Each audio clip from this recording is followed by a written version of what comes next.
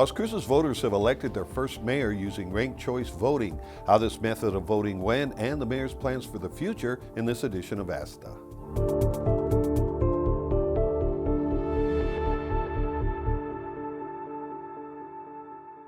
Hello and welcome. I'm Udelvi Hill. With us is Ken Miyagishima, who Las Cruces voters just elected mayor using ranked choice voting for the first time. Mayor, congratulations and thank you for joining us. Thank you, Udell. Okay, so having gone through ranked choice voting for the first time, what are your thoughts about the process? Well, I like it now.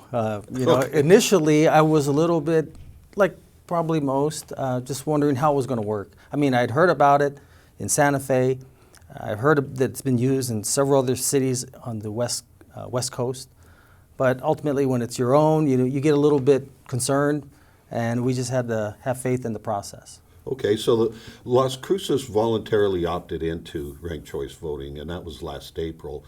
Do you think it's something you want to stick with, or would you consider maybe going back to the old way of elections? Well, I think what I'd like to do is have maybe a town hall regarding this and hear some of the input from some of the residents.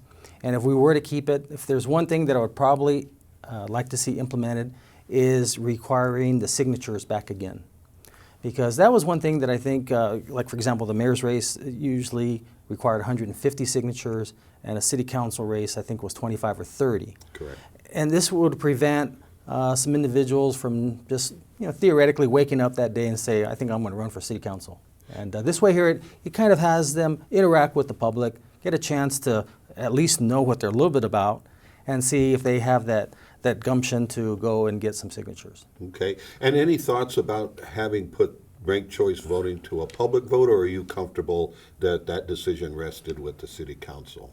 When you look at it, like hindsight's of course 2020, but when you look at the reasons why it was presented to us, one, it was to increase voter turnout, to save the taxpayer money, and to avoid having additional runoff for other races. I mean, there was just so many benefits for that.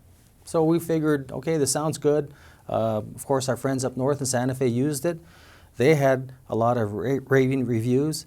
And after seeing it and how it actually worked, I have to say, I'm glad we chose that. In your particular race, Ray, we had 10 candidates. Do you think, having gone through ranked choice voting for the first time, that we'll see that big a field in the future, or do you think that maybe it'll be a little smaller? There'll be fewer candidates on the ballot? I think it's always good to have choices, but I think in all candidness, there were some that probably, again, if we'd had that requirement to have some signatures, it would have been able to find out a little bit more about what they are and whether or not they really should be involved, because in the process at this level. The city is it's a large organization, $400 million budget, almost 1,600 employees, and there's a lot of moving parts. Being on both sides as a county commissioner, city councilman, and mayor, I recognize there's a lot to do with this. And for someone who comes onto the forum and takes away the opportunity for others that really want to make a big difference, sometimes I think takes away that opportunity. So what I'm trying to get at is, it seems like we had maybe less forums because there were just so many, right. and so the public couldn't get a chance to really understand what maybe some of the other candidates who feel that they could have really made a difference, as opposed to having to maybe take some additional time for those that, two of the candidates, to my knowledge, one I know for sure spent $0, and another one spent $200. So I mean, a serious candidate is going to, either be able to raise money or spend some money. And that's a good point. So a shorter or a smaller field would allow the public to get to know those candidates better, make better informed judgments on election day. I think so, but again, I need to stress that I think if we have the signature requirement. Now, if we have 10 candidates who can get 150 signatures, we've got a race then. Yeah. You've got someone who really is dedicated, involved. To get 150 signatures, you need about 300, because you're going to find some that aren't registered to vote. They say they are. Maybe they don't live in the city. I go back to 2007 when I was running against Mayor Matisse. Believe it or not, there was 3 people in that race. But one was disqualified because his signatures, he had gone to the post office and got a lot of signatures, and when they went to verify them, they weren't good. And that was a game changer, because had that person been involved in the race, I may not have won, because I only won by 80 votes. Okay, good point. So also new this year, in addition to ranked choice voting, is when the new councilors take office. Typically, it's been the election is held the first Tuesday after the first Monday in November, and then they take office the second regular meeting in November. Now it's going to be pushed back until January. How do you feel about that, and do you see that impacting the operation of council any? No, not really. I think actually what I had suggested to our interim city manager, Bill Studer, was to make sure to reach out to councilors-elect Bencomo and Stuvey to participate as audience members. They can't participate as elected officials, but as audience members, and get the same information that they normally would get. And in some respects, it gives them a chance to kind of ramp up before they come on to council. So I actually, I could go either way. If I had my druthers, I think the first meeting in January is good. Okay, and you mentioned the newly elected councilors Bencomo and Stuvey. What advice would you give them as the newest members of City Council? To listen for the first 6 months. I mean, yeah, of course, if they have questions, sure, ask them. But as I mentioned, and don't be surprised if it takes at least a year to get kind of up to speed, and probably 2 years to be really comfortable. And because they're going to be immersed with so much information. As I mentioned to you, there's so many moving parts into running a city that, and let me just take a quick moment to thank both you, your staff, and the entire City of Las Cruces organization for the great job that they do, because it makes our job a lot easier. They're quality professionals, highly educated, highly motivated. They do a fantastic job, and it really makes our job a lot easier. Well, thank you, Mayor. That's very nice of you. And when you talk about being immersed in all this information, one of the things the public needs to realize is just how much reading you all have to do, right? Before each council meeting and work session, there's tons of reading material that you have to, of upcoming resolutions and ordinances. It takes a lot of time. Oh yeah, I can still remember going back years ago and he retired as assistant city manager, Brian Denmark, but back when I first was elected to office in 1992, he was the MPO director, okay? And I remember going to the city center there off of Alameda and looking for Brian. In fact, Assistant City Manager David Dollahan worked for Brian. And I said, I told him who I was. He had to say, like, who are you again? And I, whipped out my business card. And I said, I understand I'm on the MPO. So he gives me these books, these notebooks, books. It must have been this much, more than I get when I went to college. He goes, here, you need to read this by next week. I go, you got to be kidding me. There's no way I'm going to finish all that in 1 week and ready for my And meeting. those were those big 3-ring binders that yeah. kind of like the scene out of that movie, The Firm, with Tom Cruise. Oh, yeah, Remember right. They Sure. said, here you go, welcome, and these guys kept putting in. Yep. Yeah. Yeah. Nowadays, go on the internet, but still digital. probably get some binders. I don't know. It's been a while since I've seen that. I don't know what the new council members go through.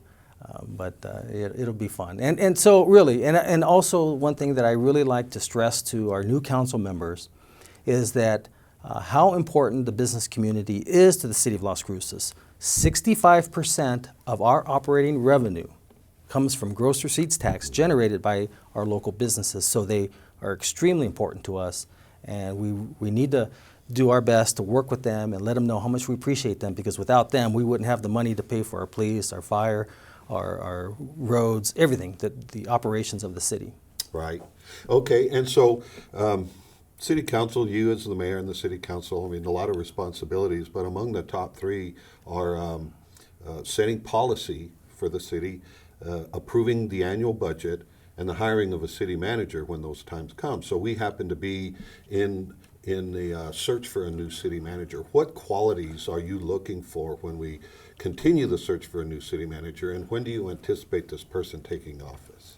Well, probably the biggest quality, of course, is the ability to listen and to be able to provide input. You know, we want someone who wants to be, who, when the council comes up with some ideas or has some ideas, that they present us both the pros and the cons, you know, and the benefits of it or disadvantages of it, let council decide. And then once the policy has been implemented or has been handed down, that they carry out the policy verbatim as council wants. You know, I know there could be a little bit of wiggle room in there, but for the most part, the spirit of what was passed, they need to do. I usually tell city managers that they need to keep their phone on 24/7, 365. If they need to, they can program it so that if a council member calls them, the phone will ring, but they need to. And as well as you know as well as I do, things happen 2 o'clock in the morning, 3 o'clock in the morning, they need to be available. And I smile because that was one of the things I told one of the newest city managers after a former longtime city manager, Robert Garza, retired. I explained to the steward that that phone needs to stay on 24/7, 365, as does mine, but his is a little bit more crucial. And part of that is, you know, city manager has 7 bosses. Right? There are 7 members of council. Typically, a person has one boss or one person they report to. City manager's got 7, so those are 7 folks he has to really pay attention to. Right, and I reminded him, or I'll remind the city manager, future city manager, that a lot of times council members, and they don't. Sometimes they've worked hard, they knocked on doors, they made a lot of commitments, a lot of promises, but ultimately, you know, if it's something really minor, like, you know, something that they can take care of, sure, take care of it. But if it's a policy issue, you know, that has to be brought before council. And if the majority says to do it, then do it. And so that's where the challenge comes in from both new council members and even some current council members versus the city manager. It's like, oh gosh, I was asked to do this, and like I said, if it's something that's really minor, you know, you have a resident whose trash didn't get picked up, yeah, they can take care of that. But if they're saying, hey, I want to put this resolution through, and the council hasn't even had a chance to hear about it, that's probably not a good thing. Right, because the council were elected by the public to be the policymakers, the decision makers. Correct. For them, representing them at Right. City Hall. Right, and the other thing is, you know, we are not delegated. In fact, there's an ordinance that prohibits us from getting involved in the day-to-day operation, and so a lot of times that's one of the things council members have to. The new ones, they'll be, you know, explain this, and you know, like I said, they are energetic. They want to do all this, and you know, that's what the manager's for. And I actually like this system. You know, I know of many cities that the mayor has a strong form. But boy, I'll tell you, I mean, that's a city manager and mayor all enrolled into one, and that's a lot of work. That's a lot of work. Yeah. It's a big job and a lot of responsibility. Absolutely. And just a moment ago, I said, when he is hired, I should have said she. Yeah. We could Sure. possibly have our first female city manager Absolutely. in Las Cruces history. And you asked when I thought it would be. Most likely, the current council felt it best, knowing that we had at minimum 2 council members coming on to council, and possibly 4. I mean, theoretically, Councilor Gondara, who I have to congratulate, won, and I myself I could have lost. So that could have been 4 new council members. Right. And so that's why, without knowing how the elections were going to go, council thought it best to wait until the new council is seated, which would be in January, I think first meeting in January. And so, but I believe that probably between the first part of January and when this person would be hired would be at least a month or 2 months. So I'm looking maybe early March. Maybe there could be a decision in February, perhaps early March when he or she comes on. Okay, that's a good timetable.